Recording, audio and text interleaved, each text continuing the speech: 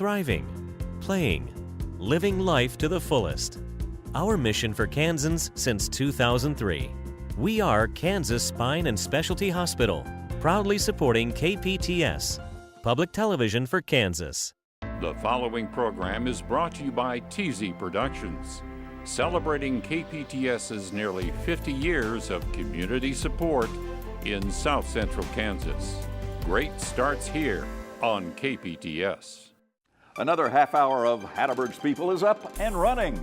Coming up, flames burning way up there in the sky. I saw the fire rolling down the street, just rolling and just burning high, you know. She barely survived the worst aviation disaster in Kansas history, and years later led the charge to build a memorial to the victims. Discover how this tragedy forever redefined life for Sonya House.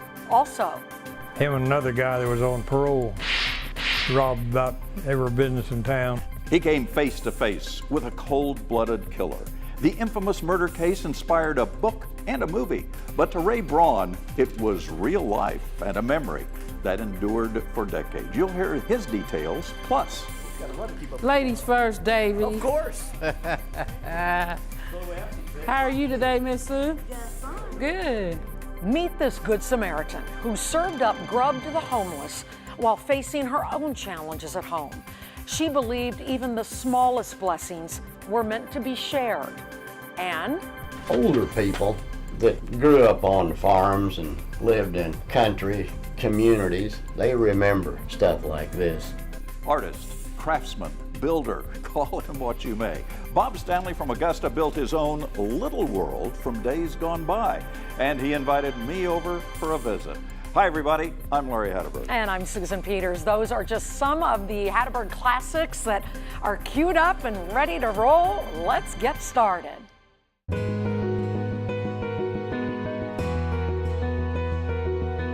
These stories are like old friends. Their lives radiate from the screen like prophets of the past. They were teachers, but not in a classroom. Instead, they taught about life to those around them who cared to listen, and I was their student.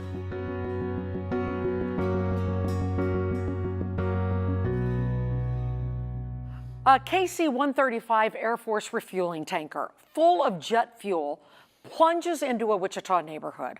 The death and destruction are staggering. Now, it happened way back on January 16, 1965, but for Sonya House, who lived through the horror of that day, there was no forgetting. And she didn't want anybody else to forget either. Right over there, 67 steps over there. And I stepped this way, and by the time I got right here, well, then I looked out, and there went the fire past my window right there. Sonya House lived through a nightmare. Her house just a few yards from the crash site. Flames burning way up there in the sky. I saw the fire rolling down the street, just rolling and just burning high, you know. Seemed like it was hell coming, you know. Had never seen hell before, and I didn't know how it would be. But it looked like everything in the world was burning. Somebody said it was so hot that burning up the paint on the fire truck. It was really hot. In Sonya's neighborhood, south of 21st and Piatt, was Wichita's worst aviation disaster. And if it had splashed this way, I wouldn't be here today. In that neighborhood, 14 adults died. And my neighbor's burning up. 8 children died. I never got to see them again. 7 crewmen died. That's a long time, 40 years and 3 months. And an unborn child is counted as the 30th victim. And still, there is no monument. And that is the problem for Sonya and many others. God left me here to tell about this. They keep bringing it up. They bring it up now and they bring it up then. And now let's go ahead and do something about this. A park was built where houses once stood, but there's no memorial to the victims, no way to remember the people. And I care because they are all gone. I care because it's something that should be done in the neighborhood so that the children that play in that park can see that there is not only just a memorial park there, but there is something there to tell them what it is a memorial about. Community fair. Working in her church and interacting with others, Sonya is one of many who hopes Wichita won't forget about those who perished. But God saw fit that it wasn't you. God saw fit that it wasn't me. So therefore you can go ahead on and help out with it, can't you? As she's aged, Sonya felt it was time to speak out. And now she has. But the children that play, they can look at that and see all these people got killed. I didn't know that. They can see and remember. It's a part of history so that they will know this actually took place right here in Wichita, Kansas. That story is from 2005. Now, 2 years later, this majestic granite memorial was unveiled right at the spot of the crash. It's right there along Piatt Street, just south of 21st Street, not far from Wichita State. Meanwhile, Sonya just recently passed away at the age of 85. And she had the enthusiasm to make this happen, and she convinced everybody, including the leaders of the city of Wichita, that this was important and people needed to remember. I remember because I was there that day. It's incredible. Shooting pictures, and it was an unbelievable tragedy for Wichita. The memory is seared into my mind. It's got to be. You were there shooting the video, and now Sonya made it possible for everyone to remember that by that granite memorial. Right, and anybody who was there will never forget it. All right, now to another Kansan touched by an infamous tragedy. This time, it was the Clutter family quadruple murder in Holcomb. Now, this brutal 1959 killing gained worldwide attention, but for Ray Braun in Edgerton, it was really just another day at work when one of the killers stopped by for gas. The doctor told me the other day when he got through examining me, he said, well, go home and fix a tire, Ray. Along Highway 56 in Johnson County, Ray Braun has fixed thousands of your tires. Yeah, always different people, something different every day. Like a picture from a scrapbook, Ray Braun's 60-year-old service station in Edgerton, Kansas has weathered history and time. But that's the oldest ticket I got, June 1947. Back when gas was cheap. Cost us $17.9. We sold it for $21.9. Oh boy. That's one thing I got, is a lot of memories. And it is those memories that has put Braun and this little gas station on the map. This man, Richard Hickok, lived in Edgerton. Him and another guy that was on parole robbed about every business in town. In Truman Capote's book and subsequent movie In Cold Blood, Hickok became infamous for being one of 2 killers who murdered 4 members of the Herbert Clutter family. That happened in Holcomb, Kansas, back in the 50s.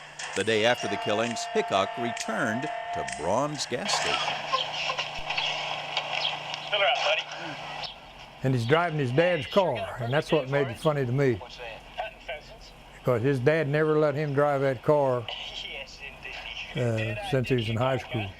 Well, them birds don't know it, but this is their last day on Earth. Everybody around here knew the reason of the crime was that he was so polite to his mother and get away with it, and nobody'd prosecute. Ray Braun's little gas station became part of the lore surrounding the In Cold Blood story. But today, that story and his station are becoming history's footnotes. I may have to take that bag off. Ray's old cat is constant. Everything here is worn, old, but comfortable. And what was yesterday is still today and will be the same tomorrow. When you get 84, you got to rest. I've been blessed, but I've had a lot of help from a lot of good people. Ray has spent most of his life here. He only took time out for a heart attack. I'll probably come down there as long as I'm able. Yeah, time goes awful slow if you're sitting. You think you'd like to sit? Yeah, but boy, when you have to, that's the hardest work I ever done. God, them days are long. Oh yeah, I'm well satisfied. I don't know what else you can get out of life. If you're satisfied, what else is there? Ray ran that service station for more than 60 years. He passed away in 2012 at the age of 90, and he had no idea he was going to be part of what is one of the most infamous murders in the state's history. Part of history. He was at that little gas station. Okay, we're going to head to Hutchinson now, where Stanley Murdoch's greatest joy is feeding the hungry. Yeah, I stopped by to see her in 2002, and we talked about why she works so tirelessly to help the less fortunate. Well, I was a single mom and had 6 kids, and I wished there had been a soup kitchen at that time. I found a good husband that helped me to raise my kids on up, but I try to give back some that was done for me. In the 300 block of East 3rd in Hutchinson, the Soup Ministry wins souls, one bite at a time. Now that herb pork rib roast sounds better. For 10 years, Stanley Murdoch has been the woman in charge at this little kitchen. God will provide, and he has. June the 11th was the 20th year that the soup kitchen has been in existence, and in these 20 years he has provided each day. There's been days that I've came here and there was no food here to prepare a meal, and I said, oh Lord, what am I going to feed these people today? And some company walks in and says, hey, we had a picnic today and we've got all this food left over, can you use it? They can, and they do. Stanley is like all of us. At home, she thinks about not only the problems at the soup kitchen, but life in her own kitchen. I realize how blessed I am all the time. Her husband is on kidney dialysis. Their budget is tight. And so as long as the Lord blesses me with health and strength and the ability and to go down there and do what I do, I'm going to continue to do that. But her attitude is always optimistic as she works in a kitchen she calls Afro-American country. But that's kind of what we do every day, just come home from dialysis and he's ready to eat when we get here. Her husband leaves the table early. The dialysis tires him out. Stanley finishes alone. One day, almost half over. The next will begin soon enough. Most gracious Heavenly Father. At the soup kitchen the next day, a local church gives the blessing and serves the food. Amen. What's your name, Corey? Come on, you guys want to help, sir? Stanley is there in the middle of it all, again and again. Well, he's got to run to keep up. Ladies first, Davy. Of course. How are you today, Miss Sue? Just fine. Good. There are always more people to help, and there is always another day. Are you guys done? Oh, no. It'll be a while. All right. They'll come back for seconds until they stop doing that, and then after that we give them carry-outs to take home with them. 16 years later, Stanley is still at it, and she says the need has never been greater. Her husband passed away in 2016, but Stanley says she has no plan to give up her work at the soup kitchen after doing it for 25 years. She says she still loves it. We need more people like her in this world. Well, we do. And you know, the fact that she keeps doing it, what a commitment, what a life's commitment for the good that she's done. And know you're changing lives. Absolutely. Even if it's just for a day or two. Yeah. She made a difference. Mm-hmm. Next up, this story is about a Kansas couple who love the small town life and spending time together making pottery. Now, they have a simple outlook on life that many of us envy. Here's what they were up to in 2005.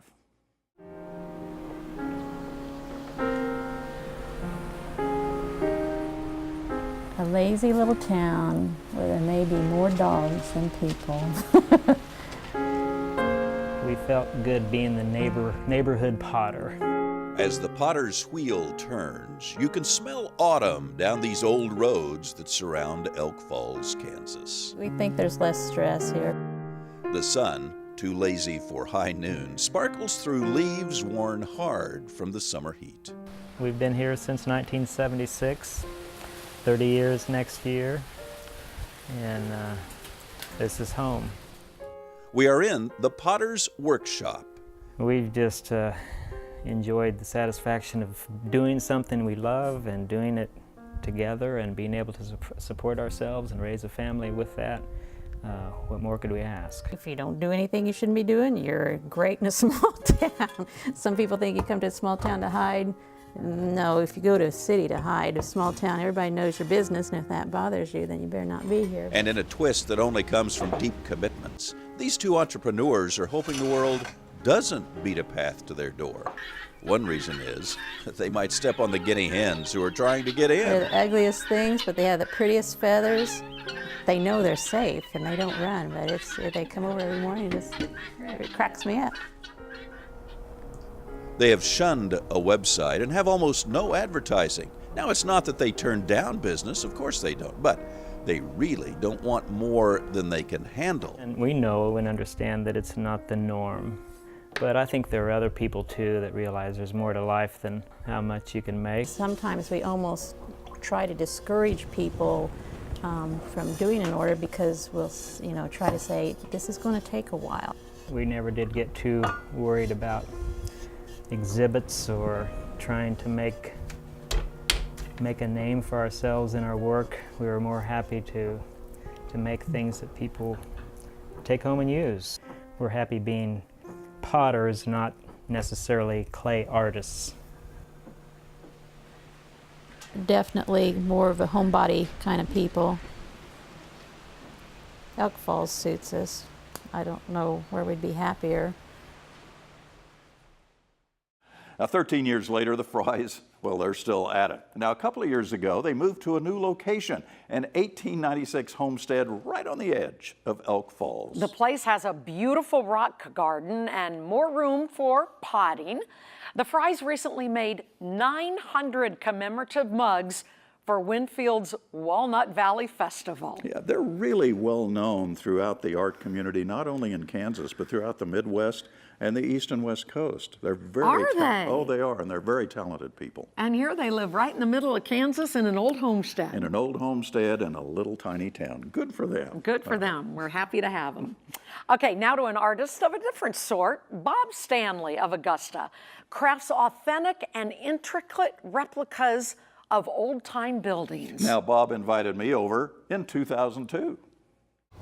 Piece of history you can take to a school or such as this and show the kids of how the horses run around the barn or what the man did. Or you look at these old outfits here and you can just see the man coming in at the end of the day and sitting down and enjoying meal. Yeah, that's good stuff. No one loves his retirement more than Bob Stanley. This is fun because it's not a job. I mean, it isn't something I have to punch in of a morning and got to have it done by noon. On an old creek bed in Butler County, Bob picks out rocks that will soon become part of his old-time home. It's helpful you can get them like square because the grain's running one way or another. You can cut them and do something with them. And those rocks become part of these hard-time homes that Bob Stanley is so good at creating.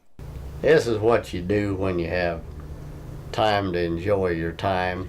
So when he's not outside finding parts for his home, it's a good hobby, and it's back to town. Then he's enjoying his little old-time home city on display in his living room. Older people that grew up on farms and lived in country communities, they remember stuff like this. There is the old Leon Depot, a little old building we've all seen with boards missing. That old building on Main Street, someone's retirement haven, and an old country church. Hard-time buildings that come to life on Bob Stanley's back porch.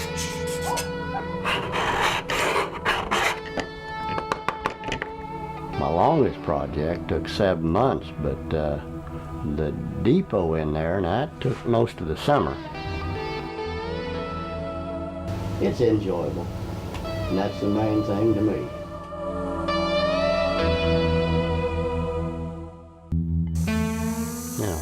I'm 70 years old, so I got a lot to enjoy. If there's work to this, I guess I haven't realized it as work yet. Well, you'll be happy to know that Bob is a spry 86-year-old and still at it, making his model barns and houses. You can see some of his work on display at the Augusta Historical Museum, the Kansas Oil Museum in El Dorado, and at the Butler County Community College. He does extraordinary work in miniature with these homes. I don't know how he does it. How does he do that? Those are extraordinary. Some of us call it magic. Magic. And he has the magic. Magic hands anyway, He that's does. for sure. Mm-hmm. We all know our days are numbered, and Corinne Afton was very upfront about that. She confronted death every day, believing that every life was worth noting.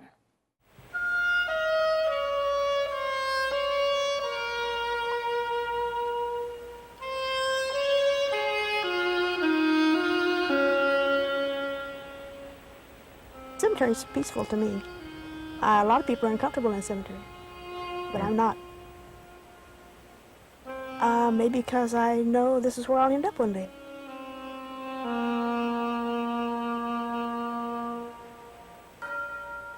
She is death's reporter. Corinne Afton reads cemeteries.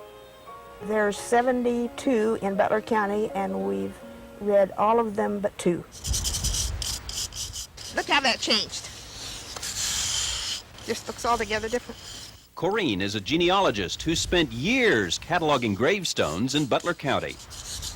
To me, the stones, first of all, are history, because there's data on there. There's artwork here. And then, of course, when I know the people and know a little bit about them, the stones kind of have a personality. This one is in a Catholic cemetery, only one Catholic cemetery in the whole county. And my last one is Gould, and I like it for my last one because down at the bottom it says, "A part of Kansas forever." But headstones don't always last forever. There's stones in this cemetery of the Civil War. Computers help her catalog them. Without this written history, the stones will eventually give way to time, and nature will reclaim its own. I can come up with a map here. For historical purposes, Corinne has published 7 volumes of alphabetical records of Butler County cemeteries. It makes you feel liked and needed and wanted. Some people, like I said before, they're very uncomfortable here, and I don't know if that's because it reminds them of death. In the summer, they're shady places. We love the birds, the plants, the trees. I hope when they walk by my stone in the Benton Cemetery 50 years from now, they say, "Oh, that's the lady who wrote all those books." And that's exactly what they're saying now. Corinne passed away in 2015 at the age of 87, very fondly remembered by scores of people in Butler County and beyond. Yeah, she provided a wonderful service for people who were looking for graves and looking for history, really. Yeah, it is. It's history. Yeah, she did a great service. Mm-hmm. All right, Kansas has long been known as cowboy country, as we all know, but over the years, an awful lot of cowgirls have started saddling up. It's a woman's world, as they say, even on the ranch and at the rodeo. It's amazing.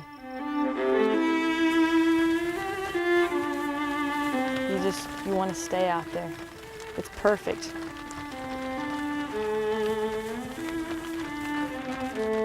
There's nothing better.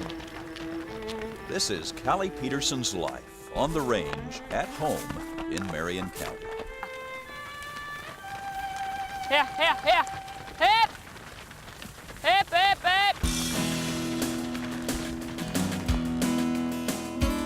Welcome to the Marion County Fair and Rodeo, but this rodeo's a little different. It's all female, and Callie helped organize it.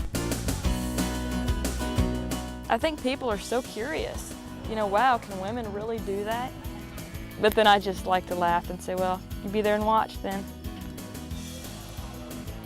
Callie's group is the Rafter P Ranch Rodeo Team, and this event is trailer loading. Sort out an animal and get it in the trailer.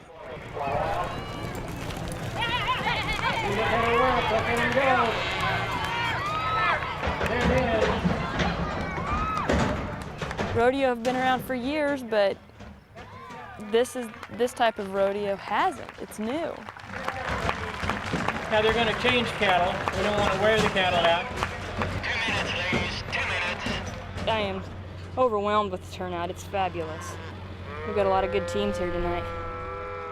As the smell of evening settled over the Hillsboro Fairgrounds, the calf branding event presented Callie's biggest challenge. I wouldn't say I get nervous, it's more so just an adrenaline rush. You want to get out there and you want to do it.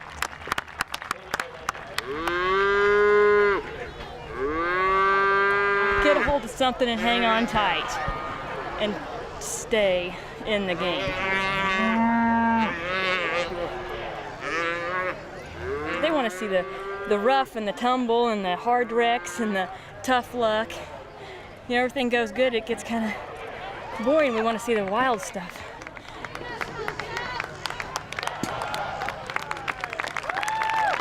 I didn't get hurt. Just knocked the air out of you. Could have been a lot worse. I bet there's girls out there that's more black and blue than I am.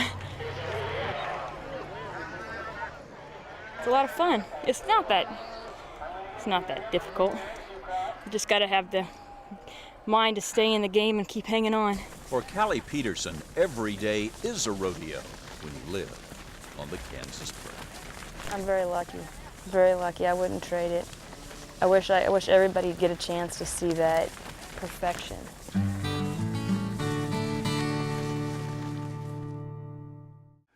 Callie was involved in a terrible car accident back in 2008, but she says she's fully recovered and is back riding and roping. She is now a stay-at-home mom with 4 kids living on a ranch near El Dorado. Now, the kids and her husband are all rodeo jockeys as well. She's an incredible woman. She's at home on a horse. Isn't that incredible? Yeah, and I watched her in a rodeo. She was stunning in this rodeo that I filmed. Was she? She was magic to watch. Isn't that neat? Yeah, we're glad she recovered. Best to her. Well, you know what we have to do now? What? We have to giddy up out of here because our time is up. Do you think you're funny? No. Okay. We are so glad, though, that you came along for the ride. If you have a question or comment, please send us an email. Hatteberg's people at kpts.org is the address. We read every email.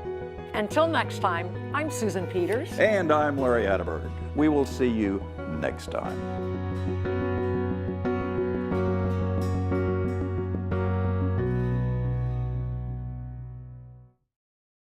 The preceding program was brought to you by TZ Productions, supporting KPTS and the communities it serves in South Central Kansas. Great starts here on KPTS. For a free copy of this program, become a new member of KPTS for a $40 contribution. If you are already a member, just send $25 for shipping and handling. Be sure to include the program's name, date, and time.